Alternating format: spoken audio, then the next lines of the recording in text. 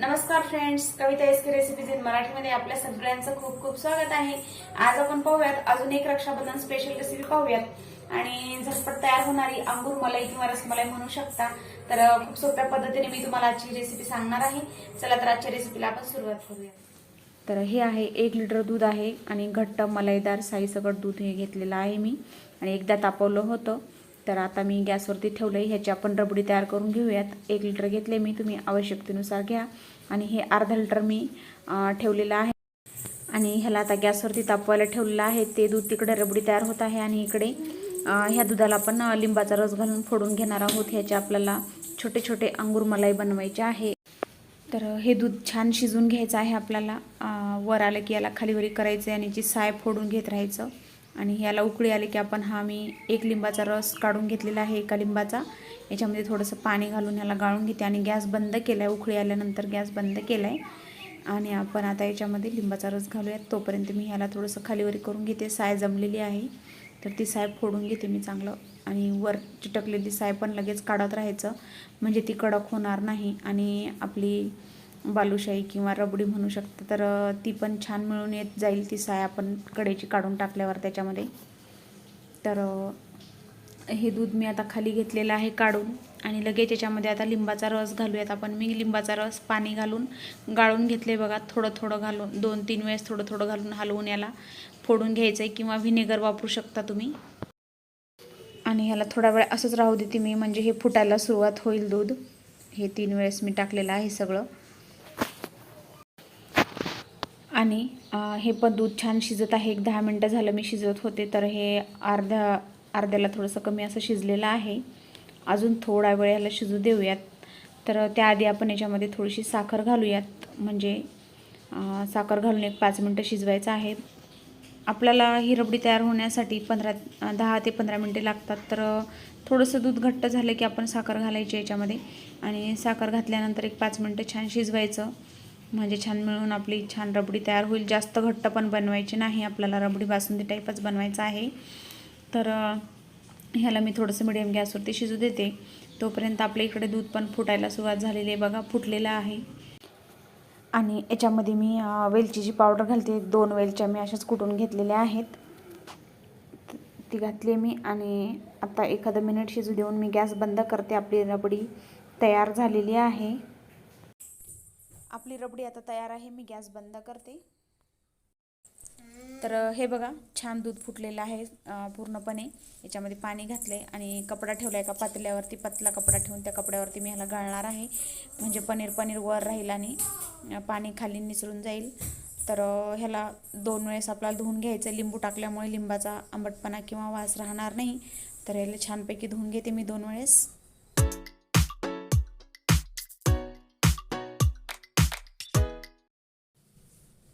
ह्याला अजून एकदा धुवून घेते। हे असं खालीवरी करून छानपैकी धुवून घ्या, म्हणजे पूर्णपणे लिंबाचा वास आणि आंबटपणा निघून जातो। हे बघा झाले 2 वेळेस धुवून। तर ह्याला मी असं दाबून पिळून घेते। पूर्ण पाणी याच्यातलं काढून टाकायचं आहे। थोडा वेळ असंच लटकून ठेवू शकता किंवा लगेचच तुम्ही ह्याचं पाणी पूर्णपणे पिळून घेऊ शकता। मी ह्याचं पूर्ण पाणी पिळून घेते, काढून घेते, म्हणजे आपल्याला एकदम ड्राय पण नाही पाहिजे, थोडंसं म्हणजे पूर्ण पाणी निघालं पाहिजे। खूप ड्राय करायचं नाही, याला खूप वेळ ठेवायची गरज नाही झाकून। तर लगेचच असं पाणी पिळून घेऊन तुम्ही वापरू शकता। आणि गाईचंच दूध वापरावं म्हणून असं काही नाही, म्हशीचं दूध घेतलेलं आहे मी रबडीसाठी पण आणि छेना बनवण्यासाठी पण। तर अशा प्रकारे मी पूर्ण पाणी काढून घेतले आणि हे बघा एवढं स्मूथ असं आपल्याला पाणी इथपर्यंत काढायचं आहे। तर मी हे प्लेटमध्ये काढून घेते एका। एवढं अर्धा लिटरपासून एवढा छेना बनलेला आहे, म्हणजे पनीर। आणि आता याच्यामध्ये मी एकदम बारीक झिरो साईजचा अर्धा चमच, फक्त अर्धा चमच रवा घातला आणि तो ऑप्शनल आहे। तर आणि 1 चमचाभर मी कॉर्नफ्लोअर घालते। रवा आणि कॉर्नफ्लोअर हे ऑप्शनल आहे, तुम्ही फक्त पनीरपासून पण गोळे बनवू शकता, रसगुल्ल्याचे किंवा अंगुरीचे गोळे बनवू शकता तुम्ही। मला थोडे जास्त गोळे बनवायचे असल्यामुळे मी थोडासा रवा आणि कॉर्नफ्लोअर घातलंय। तुम्ही नका घालू, अखंड पनीरचे बनवा आणि हाताच्या तळव्याने मस्त याला घासून असं छान मळून घ्या. एक 5 ते 7 मिनिटे तरी तुम्ही अशा पद्धतीने हे मळावं लागतं, म्हणजे आपल्या गोळ्या पाकामध्ये आपण साखरेच्या पाकामध्ये शिजवताना फुटणार नाहीत. तर मी ह्याला छान एक 7 मिनिटे 7 किंवा 10 मिनिटे जरी मळलं तरी काहीच हरकत नाही. आपल्या गोळ्या एकदम परफेक्ट बनतील, बिलकुल फुटणार नाहीत. तर अशा पद्धतीचा छान गोळा मळून झालेला आहे आणि प्लेटला बिलकुल चिटकल नाही. परफेक्ट पद्धतीचा गोळा तयार झाला आहे आपला. आणि आता ही रबडी पण छान थंडी झाली. मी एका बाउलमध्ये काढून ठेवते. बघा, कॉर्नफ्लोअर वगैरे काहीच न घालता सुद्धा छान थिकनेस पण आला हिला आणि टेस्टी पण झाली आहे मस्त. आणि मी आता एका छोट्या वाटीने याच्यामध्ये वाटी भरून साखर घातली आहे आणि ह्याच वाटीने मी 3 वाटी पाणी घालणार आहे.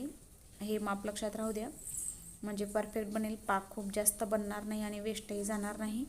तर 3 वाटी पाणी घातल्यास एकदम परफेक्ट प्रमाण होतं याचं. आणि ह्याला आता गॅसवरती ठेवते आणि ह्याचा आपण याला खळखळीत उकळी येऊ देऊयात. नंतर ह्याच्या गोळ्या बनवून आपण याच्यामध्ये सोडूया. तर खूपच छोट्या छोट्या गोळ्या बनवायच्यात. अंगुरी ही छोटी छोटीच असते, खूप बारीक असतात आणि ह्या डबल होतात फुगल्यावरती. शिजल्यावर मस्त ह्या डबल होतात. आणि हातावर थोडंसं ह्याला प्रेशर देऊन अशा पद्धतीने तुम्ही पहा मी कशी बनवत आहे. तर अशा पद्धतीने बनवलात तर खूप छान परफेक्ट होतील आणि पाकामध्ये फुटणार पण नाहीत ह्या गोळ्या शिजताना. एकदम परफेक्ट मी हलवाई जसं रसमलाई अंगुरी मलाई बनवतात तशीच मी तुम्हाला दाखवत आहे फ्रेंड्स.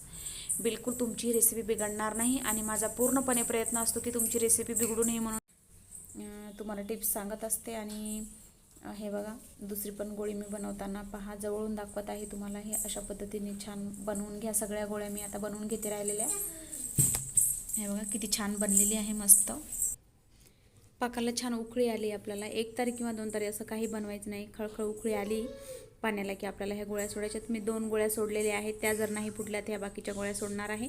असं तुम्ही एकदा चेक करा. एखादी गोळी टाकून बघा, ती जर नाही फुटली तर बाकीच्या गोळ्या तुम्ही पाकात सोडू शकता. तर ह्या गोळ्या फुटलेल्या नाहीत आणि बाकीच्या सगळ्या गोळ्या मी अशा सोडून घेते. जर गोळी फुटली तर तुम्ही त्या पनीरला डबल मळून घ्या तुम्ही छान छेन्याला. आणि ह्या सगळ्या गोळ्या मी टाकून घेऊन ह्याच्यावरती झाकण ठेवते. आणि ह्याला आता छान एक 7 ते 10 मिनटं शिजून घ्यायचं आहे. बघा मस्त फुगत आहेत. बघा गोळ्या किती छान फुगत आहेत. आणि 5 मिनिटांनंतर छान आपल्या गोळ्या तयार झालेल्या आहेत. मी गॅस बंद करते. मस्त फुगलेल्या आहेत, आकार डबल झालेला आहे. आणि ह्या गोळ्या मी थंड करून घेतलेल्या आहेत. बघा मस्त थंड झाल्यात. छान पूर्ण पाक साखरेचा आतमध्ये शोषून घेतल्यात. बघा एकदम रसरशीत झालेल्या आहेत आणि स्पंजी पण झाल्यात मस्त गोळ्या. आणि पूर्णपणे थंड झालेल्या आहेत या. आणि याच्यातलं थोडंसं पाक पिळून काढायचा, अर्धवट, पूर्णपणे नाही काढायचा. आणि ह्या बाउलमध्ये काढून घेते मी. आणि याच्यावरती आपण शिजवलेली आपण तयार केलेली रबडी घालूया त्याच्यावरती. आणि रबडी पण अशा पद्धतीची झालेली आहे बघा मस्त थंडी. आता याच्यावरती मी रबडी टाकून घेते. आणि मस्त याच्यावरती आता मी थोडेसे ड्रायफ्रूट्स टाकते. पिस्ता आणि बदामाचे बारीक केलेले काप टाकते. आणि थोडंसं केशरचं पाणी केलं होतं मी, पाण्यामध्ये केशरच्या काड्या टाकल्या होत्या, ते केशरचं पाणी टाकते थोडंसं, म्हणजे छान दिसण्यासाठी म्हणून. बघा किती सुंदर दिसत आहे. फ्रेंड्स, तुम्ही जर ह्या टिप्सनी मी सांगितल्या टिप्सनी जर अशीच अंगुरी मलाई बनवली तर बिलकुल बिघडणारच नाही. फ्रेंड्स, तुम्हाला आजची रेसिपी कशी वाटली नक्की कमेंट करा. रेसिपीला थोडी जरी आवडली असेल तर रेसिपीला प्लीज फ्रेंड्स लाईक करा, व्हिडिओ शेअर करा आणि चॅनलला सबस्क्राईब केलं असेल तर प्लीज फ्रेंड्स चॅनलला सबस्क्राईब करा.